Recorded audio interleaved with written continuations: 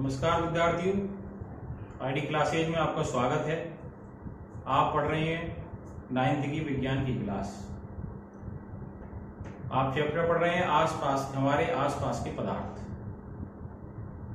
काफी टॉपिक पर डिस्कशन किया। आपने जाना पदार्थ की अवस्थाएं, पदार्थ के बारे में पढ़ा था और उसके बारे में ठोस, द्रव, गैस की अलग अलग विशेषताएं आपने पढ़ी थी। आइए आगे के टॉपिक पर डिस्कशन करते हैं। आप सभी से निवेदन है, इस चैनल को सब्सक्राइब करें, बेल आइकन को दबाएं। वीडियो पसंद आए तो लाइक करें, अपने मित्रों को शेयर करें। हमें अपने सुझाव बताते रहें, जिससे हमें मोटिवेशन मिलता रहेगा। हम और अच्छी वीडियो बनाने का प्रयत्न करेंगे। आइए विचार करते हैं। हमने ठोस, द्रव, गैस की विशेषताएं पढ़ी थी, यानी पदार्थ जो सूक्ष्म कण है।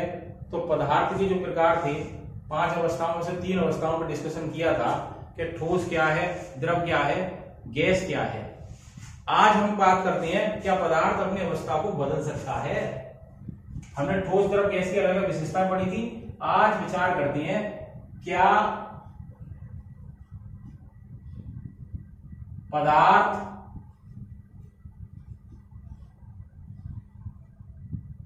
अपनी अवस्था को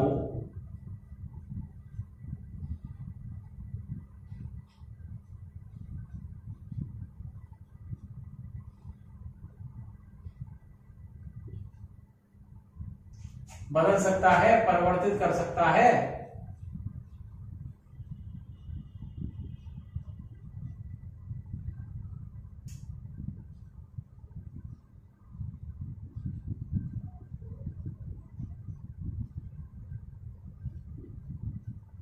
तो बताइए आप कैसा अनुभव करते हैं, पदार्थ अपनी अवस्था को परिवर्तित कर सकता है कि नहीं। तो देखो, आप लोग जानते हैं, मान लो ऐसे एक बीकर में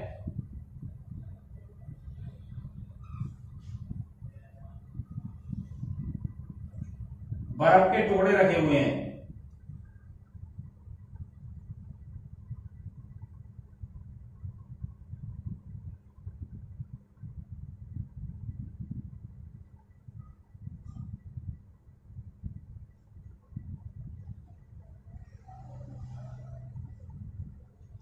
इसमें ये बर्फ है,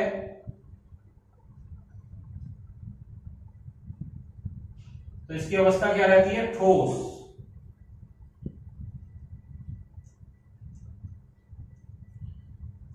अब ये परिवर्तन किया, आपने देखा होगा बर्फ के बाद परिवर्तन कैसे भी होता है, क्या होता है, और ये किस रूप में आ जाए, द्रव में कैसे आएगी, अभी डिस्कशन करते हैं।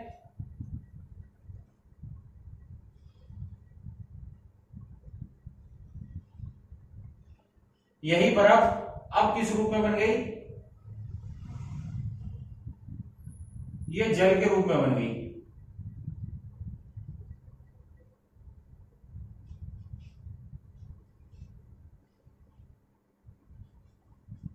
तो ये द्रव अवस्था में आ गई। और देखें, आपने दैनिक जीवन में अनुभव किया है, इस जल को भी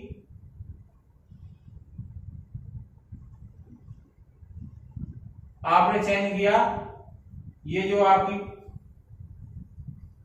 जल था, इससे क्या हुआ, वाष्प उड़ने लगी आपकी।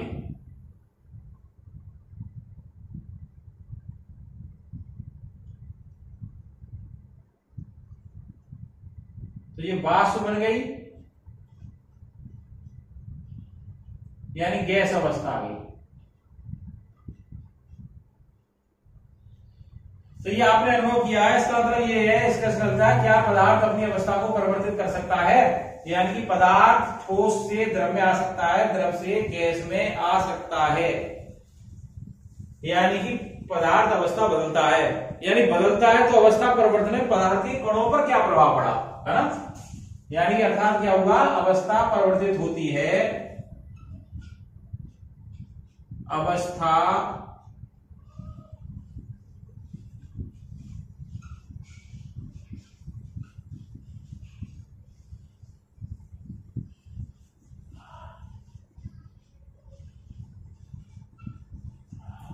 तो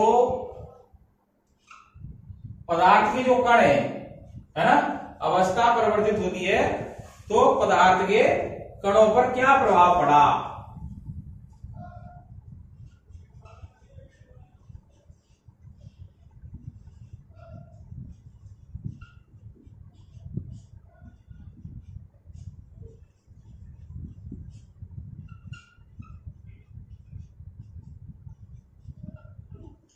तो बताइए, विचार करिए और बताइए मुझे कि अवस्था परिवर्तित हो गई, बर्फ से जल बन गया, जल से बाष्प बन गई, तो जो इसके पदार्थ के कण थे उन पर क्या प्रभाव पड़ा, ये आपको बताना है, विचार करना है, उस पर डिस्कशन करते हैं। आइए तो देखते हैं ये जो बर्फ रखी है एक बीकर में, इसका हम टेम्परेचर ले लेते हैं थर्मामीटर से। तो जो आपका जो फर्स्ट चित्र है, ये सेकंड है, ये थर्ड है, तो फर्स्ट का ताप कितना है, फर्स्ट का ताप, एक थर्मामीटर इसमें लगाया और ताप देखा, तो बर्फ जो होती है टेम्परेचर ध्यान रखिए, है ना, आपने देखा होगा जाड़े में बहुत बर्फ पड़ती है तो कभी कभी तो माइनस में टेम्परेचर पहुंच गया, तो बस बर्फ का टेम्परेचर या तो माइनस में होता है या थोड़ा रहता है 0 डिग्री सेंटीग्रेड पर बर्फ जमी हुई होती है। तो फर्स्ट का ताप मान लिया हमने, क्या है, बर्फ इस समय 0 डिग्री सेंटीग्रेड है, आपने थर्मामीटर से नापा तो 0 डिग्री सेंटीग्रेड की बर्फ इसमें रखी थी, यानी कि ठोस अवस्था थी। ये अवस्था कैसी थी, ठोस। आपने इसको गर्म कर दिया, क्या कर दिया, गर्म किया, यानी इसको गर्म किया,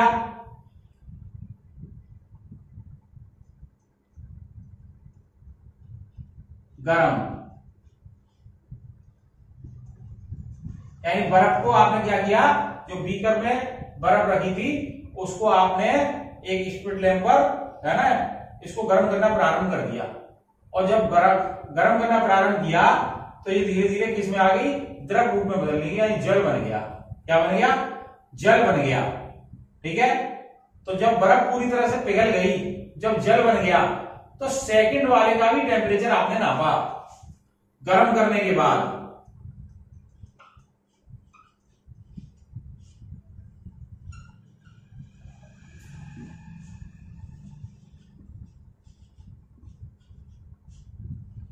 तो सेकंड का ताप क्या रहा,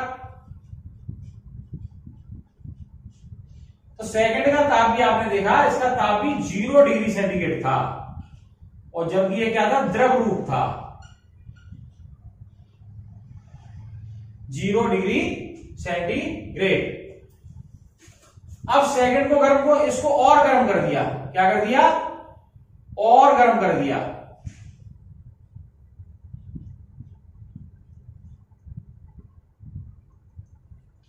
और इतना गर्म कर दिया कि आप देखने लगे कि इसमें वाष्प बनने लगी।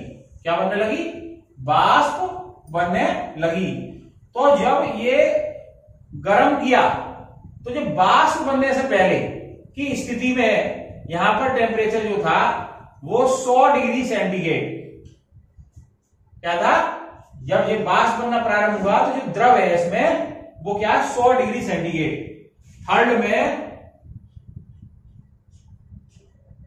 जब वाष्प बनना, थर्ड वाष्प बनना प्रारंभ हुआ,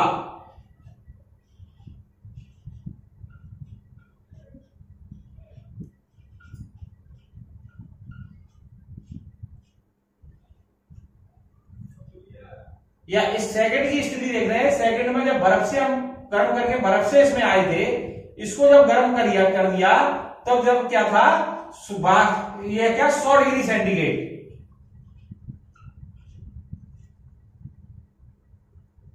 और यहां जब आपने देखा था कि गर्म करने के बाद इसको और अधिक करने का, सेकंड को और अधिक गर्म करने पर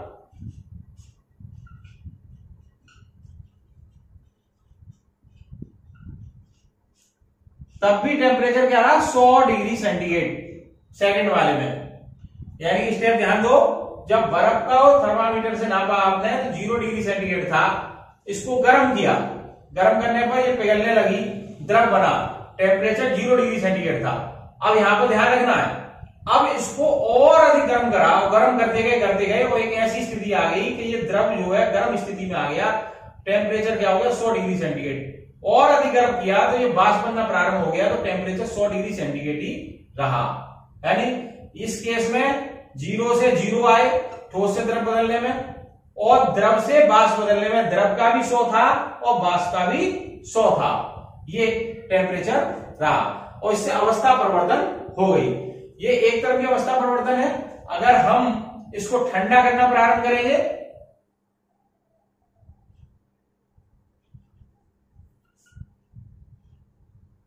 इसको क्या कर दिया मैं ठंडा, तो क्या हो जाएगा, ये द्रव बन जाएगा, और ठंडा कर दिया तो वापस बर्फ बन जाएगी।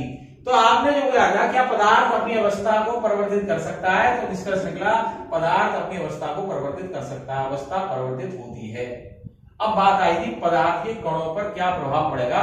उससे पहले हमने एक प्रैक्टिकल करके देखा, एक क्रियाकलाप करके देखा, तो क्या रहता है, एक बात समझ में आ रही है, अवस्था परिवर्तन पर ताप नियत रहता है। इस प्रयोग के निष्कर्ष से निकलता है अवस्था परिवर्तन पर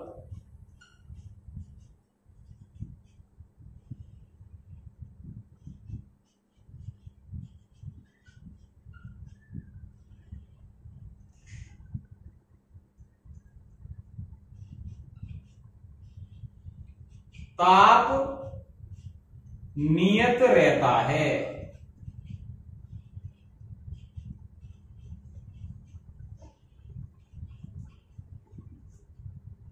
जीरो की बर्फ से 0 का पानी बन गया, अवस्था परिवर्तन हो गई, ताप नियत रहता है। तो इसमें भी रहते भाई ताप नियत रहता, तो ये ऊष्मा कहां गई, एक प्रश्न और बन गया, ये ऊष्मा कहां गई, इस पर अभी डिस्कशन करेंगे। अभी हमारा प्रश्न ये चल रहा है कि अवस्था परिवर्तन होती है तो पदार्थ के कणों पर क्या प्रभाव पड़ा, तो इसको देखते हैं आगे।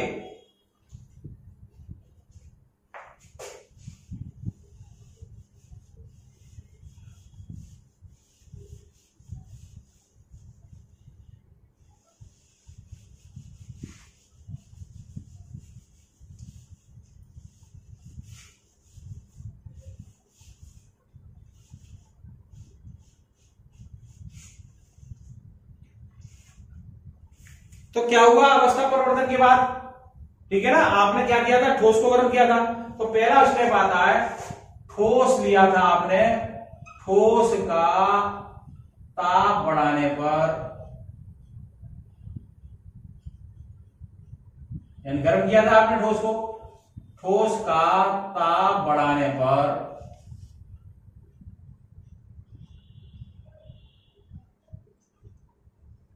गतिज ऊर्जा में वृद्धि होती है।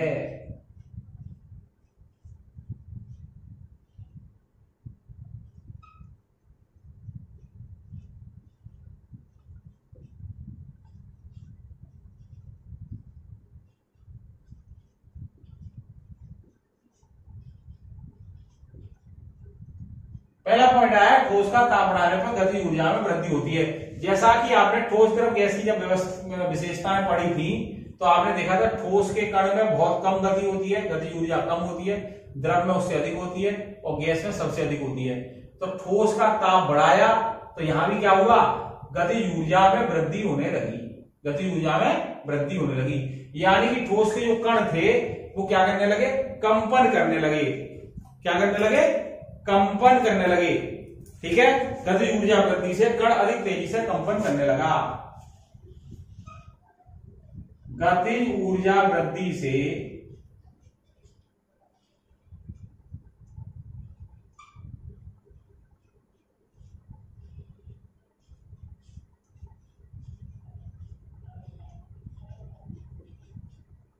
ठोस के कण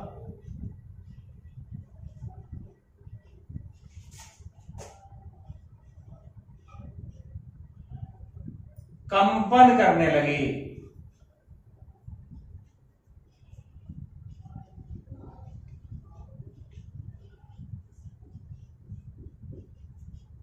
जैसे ताप बढ़ाया गतिज ऊर्जा वृद्धि हुई, गतिज ऊर्जा वृद्धि हुई तो गतिज ऊर्जा वृद्धि से कण अधिक तेजी से कंपन करने लगे, कण कंपन करने लगे, यानी और कह सकते हो कंपन अधिक तेजी से करने लगे। क्या कह सकते हो? अधिक तेजी से कंपन करने लगे। कैसे करें? अधिक तेजी से।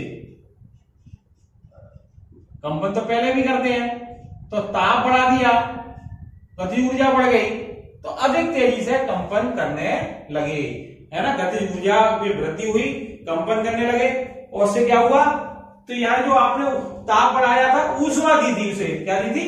ऊष्मा, यानी ऊष्मा वृद्धि से क्या हुआ? ऊष्मा वृद्धि से, तो आपने देखा था कि जो पदार्थ के कण होते हैं, जो क्या रहते हैं? ठोस में पास पास रहते हैं, द्रव में दूर दूर रहते हैं। गतिज ऊर्जा होती है, ये भी जानकारी है आपको। परंतु ठोस में जो होता है वो आकर्षण बल बहुत अधिक होता है, कण पास पास बने रहते हैं आकर्षण बल के कारण। परंतु यहां ताप दिया, ऊष्मा में वृद्धि हुई, जिससे क्या हुआ कि उसके जो आकर्षण बल था, वो क्या हो गया? वो आकर्षण बल जो ठोस का था, यानी बहुत अधिक आकर्षण बल होता है, उसको कणों के आकर्षण के बीच जो थे, कणों के बीच का आकर्षण बल को पार कर लेती है ऊष्मा। ऊष्मा देने से या ऊष्मा वृद्धि से जो ऊर्जा है वो क्या कर लेती है? कणों के आकर्षण बल को पार कर लेती है। कणों के आकर्षण बल को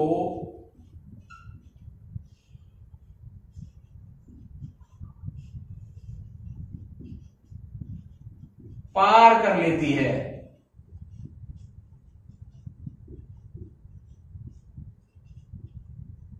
तो ध्यान में आया? जो आकर्षण ठोसों का था बहुत अधिक था, अब ऊर्जा इतनी मिल गई कि वो दूर दूर हो गए, ऊर्जा बहुत बढ़ गई, गति ऊर्जा बढ़ गई, है ना। तो वो आकर्षण बल था, उसको क्या कर लिया? उस ऊष्मा देने से ऊर्जा ने आकर्षण बल को पार कर लिया, और कण क्या है? अपना जो स्थान है वो छोड़कर क्या होता है? स्वतंत्र होकर गति करने लेते हैं। और इससे क्या हुआ? कण अपने स्थान को छोड़कर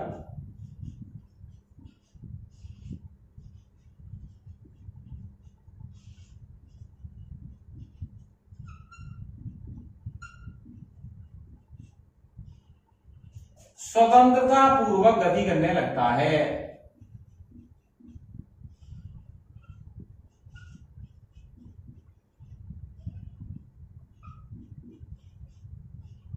गति करने लगते हैं।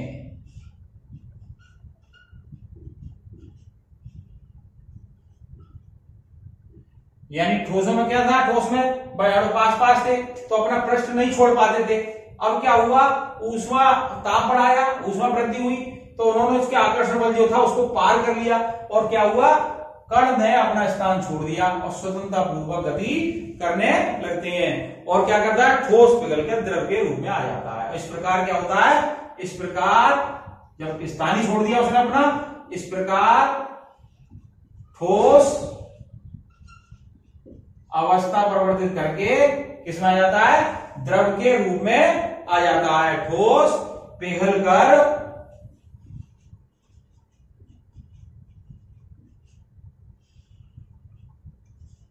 द्रव के रूप में आ जाता है।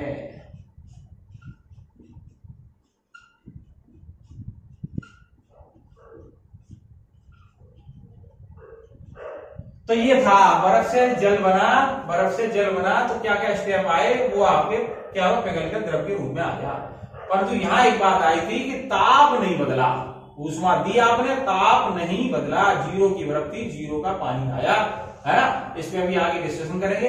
परंतु यहाँ एक परिभाषा आ गई, पिछली में भी डिस्कशन कर चुके हैं। क्या हुई कि जिस ताप पर ठोस पिघलकर द्रव के रूप में आ जाता है वह ताप क्या कहलाता है? बताइए, क्या कहलाता है? बताएं आप लोग, क्या कहलाता है? गलनान। तो क्या हो गई? पहले बता दो, वह न्यूनतम ताप, वह न्यूनतम ताप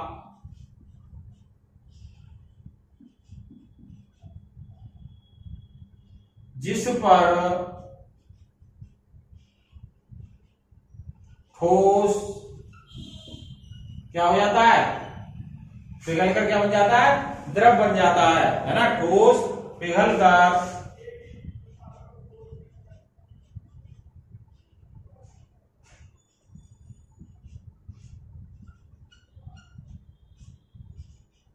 द्रव बन जाता है, क्या कहलाता है? गलनांक कहलाता है।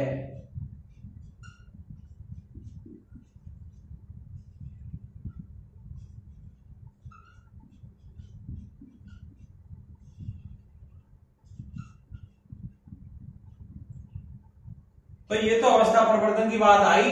ठोस से किसमें? द्रव बन जाना। क्या बन जाना?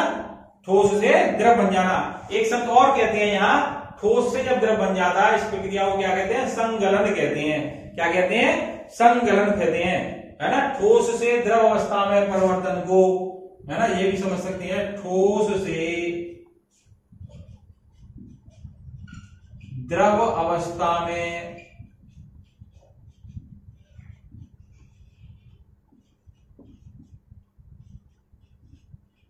परिवर्तन को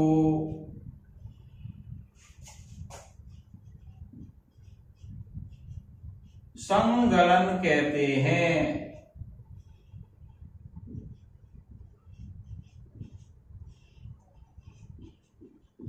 तो ये एक स्टेप समझ में आपके आ गया होगा। ठोस से द्रव बदलने वाली बात अभी आई थी, ठोस से द्रव बदलते हैं, ठीक है।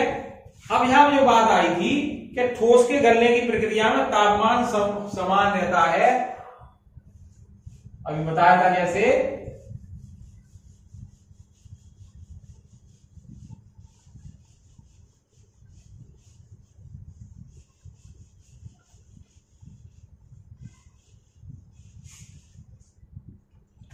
ठोस से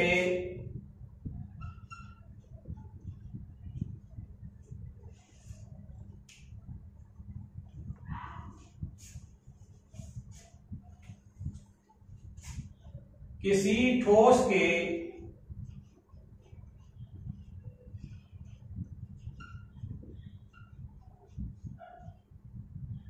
है ना, अभी ये होता है ठोस से जब द्रव बनता है तापमान क्या रहता है? समान रहता है ना। तो क्या था? किसी ठोस के गलने की प्रक्रिया में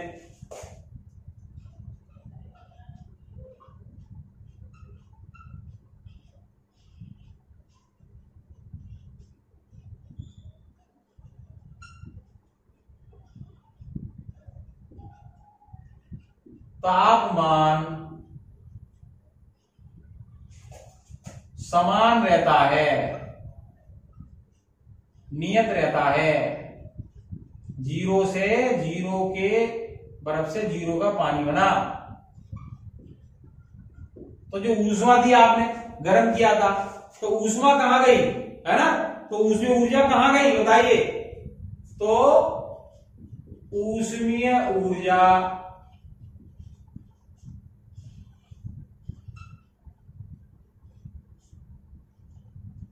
कहां गई, ये प्रश्न बनता है यहां पर। तापमान समान रहा, 0 की डिग्री से बर्फ से 0 का पानी बन गया, तो जो ऊर्जा थी वो कहां गई? तो हम क्या कह सकते हैं कि जो कण थे, कण के जो आकर्षण बल पार करके द्रव बनी थी, क्या बने थे? द्रव के रूप में गया था। तो जो अवस्था बदलने में उस ऊष्मा का उपयोग हो गया, क्या हो गया? अवस्था बदलने में ऊष्मा का उपयोग हो गया। अवस्था बदलने में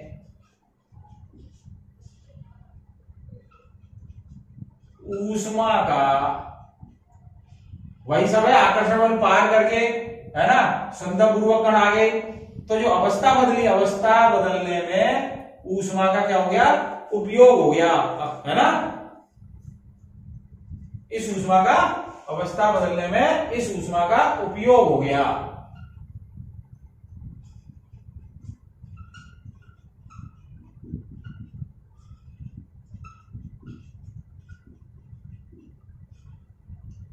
तो इस ऊष्मा को क्या कहते हैं? छिपी हुई ऊष्मा।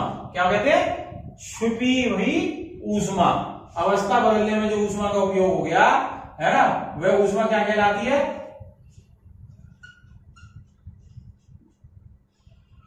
छिपी हुई ऊष्मा कहलाती है, गुप्त ऊष्मा कहलाती है। क्या कहलाती है? गुप्त ऊष्मा कहलाती है।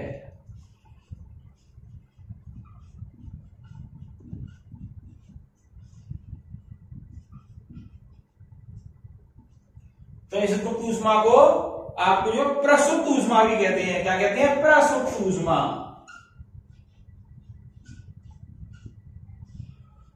तो आप बता सकते हैं ऊष्मा कौन सी रही? यानी अवस्था परिवर्तन में जिस ऊष्मा का उपयोग हुआ वो क्या कहलाती है? प्रसुप्त ऊष्मा कहलाती है ना? गलन की, किसकी? गलन की। इसको कह सकते हैं गलन की,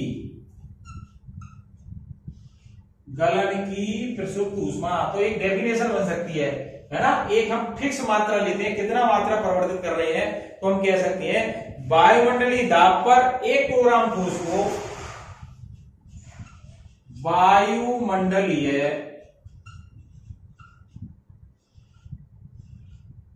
दाब पर 1 किलोग्राम ठोस को, और कब गलेगा ये? गलनांक पे, है ना?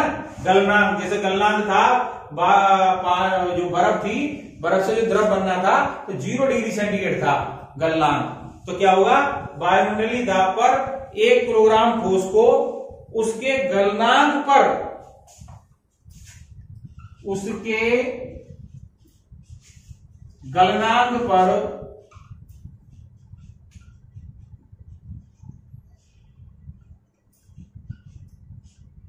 द्रव में बदलने के लिए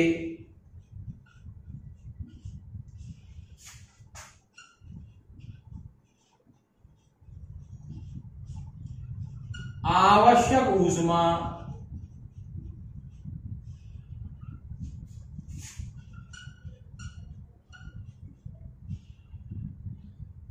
गलन की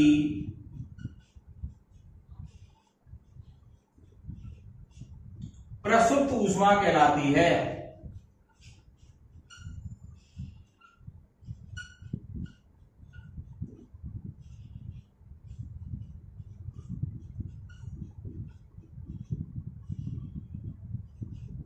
यहां पर क्या होगा? टेम्परेचर नहीं बदलेगा, है ना? 0 डिग्री सेंटीग्रेड गलनांक है ना? तो क्या कहलाती है? प्रसुप्त ऊष्मा कहलाती है।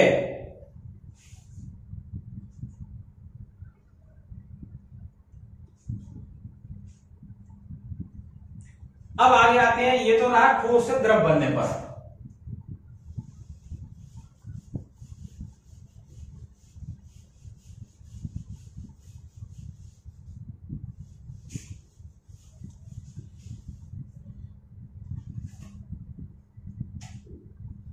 अब यहां पे एक चीज और है, ये क्वेश्चन पूछ सकता है, बताइए 0 डिग्री सेंटीग्रेड बर्फ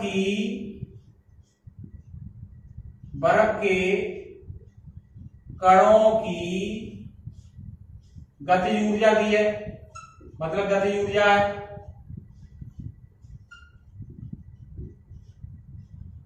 और 0 डिग्री सेंटीग्रेड पानी के कणों की गतिज ऊर्जा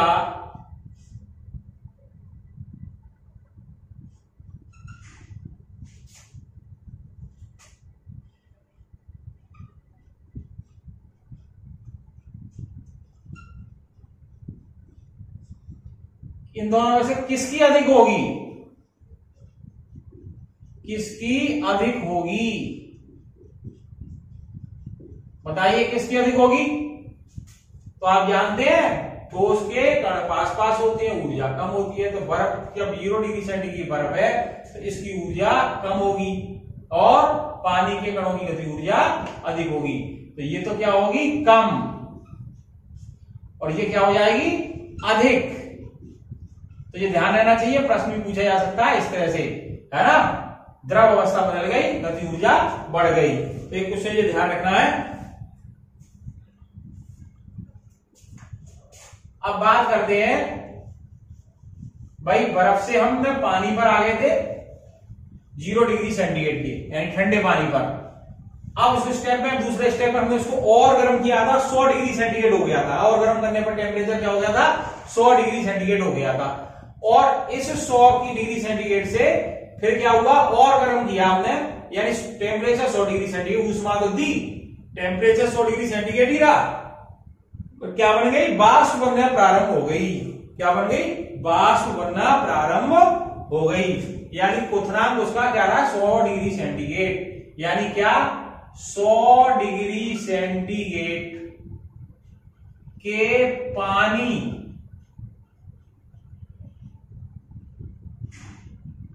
से वाष्प बदलने के लिए 100 पानी से 100 डिग्री सेंटीग्रेड की वाष्प बनी। पहला जो प्रयोग किया था आपने क्रियाकलाप, 100 डिग्री सेंटीग्रेड की वाष्प बनी, यानी द्रव से किस रूप में आ गए, गैस में, द्रव से गैस में, द्रव से गैस में। ताप क्या रहा, अवस्था परिवर्तन में नियत, अवस्था परिवर्तन में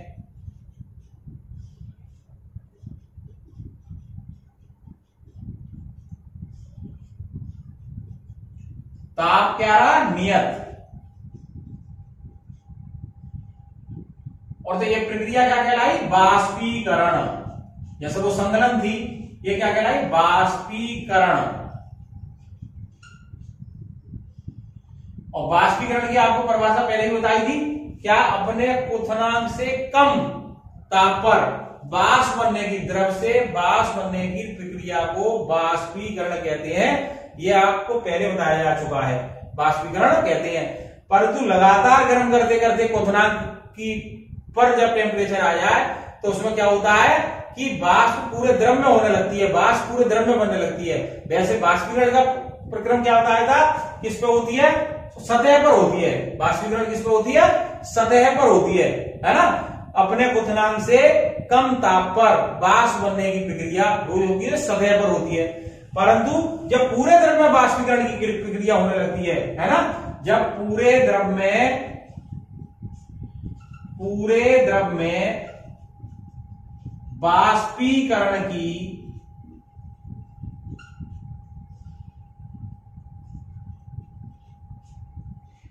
प्रक्रिया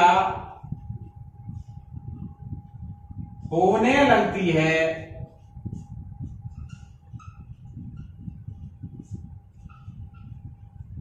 तो द्रव गैस अवस्था में आ जाता है,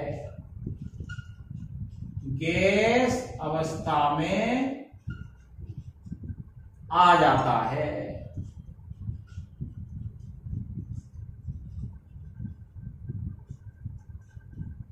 तो गैस अवस्था में वही है। अब गतिज ऊर्जा और बढ़ गई, जैसे ठोस से द्रव बनाया था, अब द्रव से गैस बना रहे, तो क्या हुआ, द्रव से जो गतिज ऊर्जा थी कणों की, उससे ज्यादा क्या हो गई, वाष्प की। और द्रव ने क्या हुआ कि अपना पृष्ठ छोड़ना प्रारंभ कर दिया, है ना। इस तरह वाष्प रूप में आ गए। तो वाष्पीकरण की गुप्त ऊष्मा भी आती है इसी तरह से, जैसे आपकी गर्म की गुप्त ऊष्मा थी, वाष्पीकरण की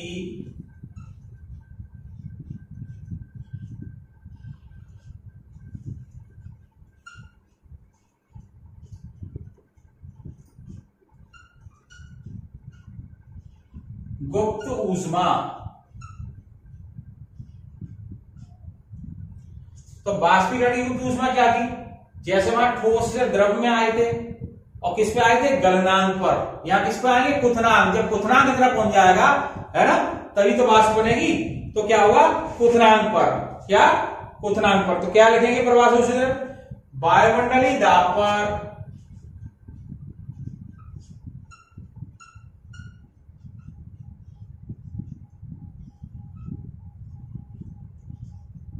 दाब पर 1 किलोग्राम द्रव, ठीक है। वहां क्या लिया था, ठोस। वायुमंडलीय दाब पर 1 किलोग्राम द्रव को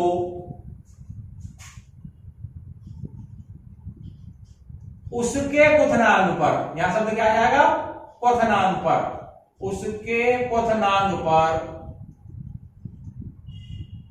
वहां शब्द क्या था बताइए, गलनांक पर, है ना, वहां क्या था, गलनांक पर, यहाँ क्या है, क्वथनांक पर। किसमें बदलना, माध्यम में बदलना, क्वथनांक पर। वाष्प में बदलने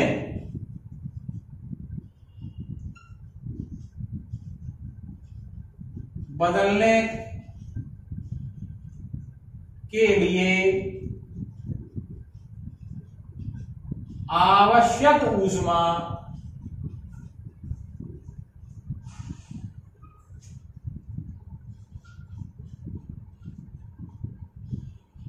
वाष्पीकरण की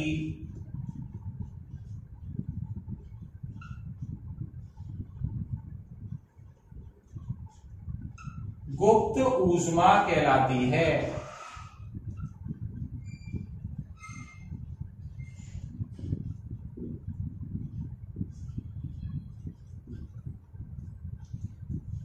तो वाष्पीकरण के बारे में आपको पहले भी बताया था, है ना, उसके उदाहरण भी बताए थे।